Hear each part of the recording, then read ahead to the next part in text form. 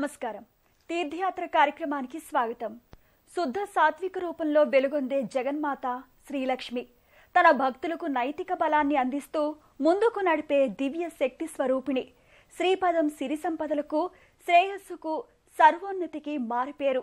అలాంటి శ్రీలక్ష్మిని ఆరాధించడం వల్ల ధనధాన్య సౌఖ్యంతో పాటు జీవన మార్గంలో నిరంతర పురోభివృద్ధిని అందుకోవచ్చు. ఆ జగదీశ్వరి తన భక్తుల్ని అనుగ్రహించడానికి ఎన్నో దివ్య క్షేత్రాల్లో, పవిత్ర ధామాల్లో కొలువుదీరింది. ఆ పరంపరలోని శ్రీలక్ష్మి సన్నిధానం హైదరాబాద్ సరూర్ నగర్లోని శ్రీ మహాలక్ష్మి దేవస్థానం. నేటి తీర్థయాత్ర కార్యక్రమంలో ఆ ఆలయాన్ని దర్శించుకుందాం. ప్రస్తుతం మహాలక్ష్మి దేవాలయం ఉన్న ఈ ప్రదేశంలో ఒకప్పుడు నిజాం వంశీయుల భవనం ఉండేది. దాదాపు 300 సంవత్సరాల క్రితం హైదరాబాద్ ప్రాంతాన్ని పరిపాలించిన నిజాం వంశీయులు సరూర్ నగర్ ప్రాంతంలో పెద్ద భవనాన్ని నిర్మించారు. దీనిని నిజాం రాజులు అతిథి భవనంగా వినియోగించేవారు.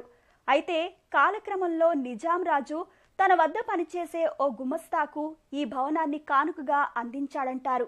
క్రమేపీ ఈ భవనం శిథిలావస్థకు చేరుకుంది. దీంతో స్థానిక ప్రజలు ఈ భవనంలోకి వెళ్లడానికి సాహసించలేకపోయారు. 2008వ సంవత్సరం ఆగస్టులో నగరపాలక సంస్థ అధికారులు ట్రాఫిక్ ఇబ్బందుల దృష్ట్యా ఈ శిథిల భవనాన్ని తొలగించే ప్రయత్నం చేస్తుండగా ఆ భవనంలో శ్రీ మహాలక్ష్మి రాతి విగ్రహం, ఉత్సవమూర్తులు బయటపడ్డాయి. సరూర్ నగర్ ప్రాంతవాసుల అభ్యర్థన మేరకు అమ్మవారి మూర్తుల్ని అదే ప్రదేశంలో ప్రతిష్ఠించేందుకు అధికారులు అంగీకరించారు.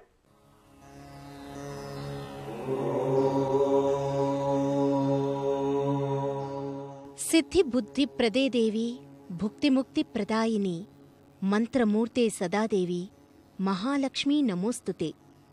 జగన్మాత త్రిశక్తి రూపాల్లో ధనాధిష్టాన దేవతయైన శ్రీ మహాలక్ష్మిగా దేవదేవిని ఆరాధిస్తాం. లోకస్థితి కారణిగా తన అవతార సంగ్రహాన్ని చాటి చెప్పడమే ఈ అవతార పరమార్థం. మహామాయారూపిణి, శ్రీపీఠవాసిని, దేవతలు నిరంతరం సేవించే లోకమాత, శంఖ చక్ర గదాయుధాన్ని ధరించిన మహాలక్ష్మీదేవిని అష్టైశ్వర్య ప్రదాయినిగా పూజిస్తాం, ఆరాధిస్తాం. ధన ధాన్య ధైర్య విజయాంశాలకు శ్రీలక్ష్మి అధిదేవత. ఆ లోకమాత ఎన్నెన్నో ఆలయాల్లో భక్తాభీష్ట వరదాయినిగా కొలువుతీరింది. కోల్హాపురంలో మహాలక్ష్మిగా అష్టాదశ శక్తిపీఠవాసినిగా విలసిల్లుతోంది.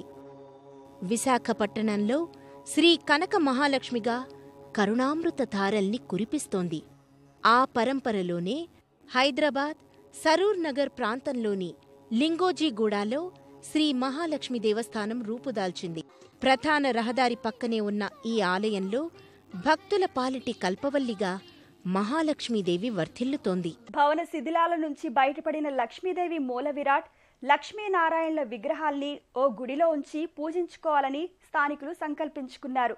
సురేష్ చంద్ అగర్వాల్ అనే అమ్మవారి భక్తుడి ఆధ్వర్యంలో 2009వ సంవత్సరం ఫిబ్రవరి 15వ తేదీన మహాలక్ష్మి ఆలయానికి శంకుస్థాపన జరిగింది. 2010వ సంవత్సరం ఏప్రిల్ మాసంలో మహాలక్ష్మి అమ్మవారి విగ్రహ ప్రతిష్టాపనని ఘనంగా నిర్వహించారు.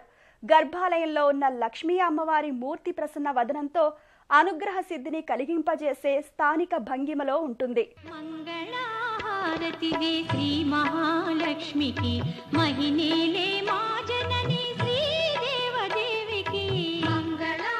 గర్భాలయంలో మహాలక్ష్మి అమ్మవారి విగ్రహం స్థానిక భంగిమలో ఉంటుంది. చతుర్భుజిగా ధనధాన్యాదుల్ని అనుగ్రహించే ఆశ్రిత చింతామణిగా జగన్మాత భాసిల్లుతుంది. వరదాభయ హస్తాలతో పాశాంకుశాల్ని ధరించిన లక్ష్మీదేవి విగ్రహం జీవకళతో అలరారుతుంది. సరూర్ నగర్లో వేంచేసి ఉన్న మహాలక్ష్మీదేవికి ప్రతి శుక్రవారంతో పాటు పర్వదినాలు, ఇతర విశేష తిథుల్లో పంచామృత అభిషేకాన్ని కన్నుల పండుగగా నిర్వహిస్తారు. అమ్మవారికి చేసే అభిషేక వేడుకను భక్తులు తిలకించి పులకిస్తారు. పాలకడలిలో పుట్టిన లక్ష్మీదేవికి ఆ పాలతోనే అభిషేకించడం ముచ్చట గొలుపుతుంది.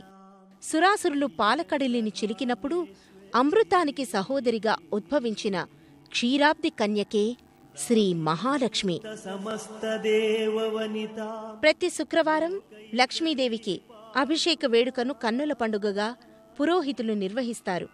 శ్రీమన్మంద కటాక్ష లబ్ధ విభవద్ బ్రహ్మేంద్ర గంగాధరా త్వాం త్రైలోక్య కుటుంబిని సరసిజా వందే. పవిత్ర జలాలతో పాటు క్షీరం, సుగంధ జలం, హరిద్రా జలం, సుగంధ ద్రవ్యాలు, చక్కెరలతో అమ్మవారిని అభిషేకిస్తారు. లక్ష్మీదేవిని పూజించడం సర్వశుభప్రదం, సకల సన్మంగళకారకమని భక్తుల విశ్వాసం. శ్రీలక్ష్మీ నారాయణుల కళ్యాణోత్సవాన్ని కమనీయ భరితంగా నిర్వహిస్తారు. వందలాది మంది భక్తుల సమక్షంలో ఈ కళ్యాణ వేడుక నేత్రానందకరంగా కొనసాగింది. పుష్పగిరి పీఠాధిపతి విద్యా నృసింహ భారతీ స్వామి ఆధ్వర్యంలో ప్రతిష్టాపనోత్సవాన్ని ఘనంగా నిర్వహించారు. ప్రతి సంవత్సరం శ్రీ మహాలక్ష్మి అమ్మవారికి జరిగే కళ్యాణోత్సవం అత్యంత నయనానందకరం. వేలాది మంది భక్తులు ఈ కళ్యాణ శోభను తిలకించడానికి సుదూర ప్రాంతాల నుండి తరలివస్తారు. గర్భాలయం నుంచి లక్ష్మీనారాయణుల ఉత్సవ మూర్తుల్ని ముఖమంటపంలో ఉన్న కళ్యాణ వేదికకు వేద మంత్రాల మధ్య తరలిస్తారు. వేదికపై విగ్రహాలను ఉంచి శాస్త్రోక్తంగా కళ్యాణ వేడుకను జరిపిస్తారు. కళ్యాణ వేదిక ముంగిట భక్తులు ఆసీనులై కళ్యాణ సంరంభాన్ని ఆశాంతం తిలకించి పులకిస్తారు. వరలక్ష్మి వ్రతకథలోని చారుమతి వృత్తాంతం ప్రకారం నిష్కల్మషమైన మనస్సు, సుబుద్ధి, దుష్ట ఆలోచనలు లేని పునీత మనస్కులే లక్ష్మీదేవి అనుగ్రహానికి పాత్రులవుతారు. అలాంటి సుమనస్సులతో నమస్సులు అర్పిస్తూ లక్ష్మీదేవిని మనసా. అధిదేవత సంపదలంటే కేవలం ధనమే కాదు, అవి జ్ఞాన సంపద, ఆరోగ్య సంపద, ఆధ్యాత్మిక సంపద, ఆనంద సంపద.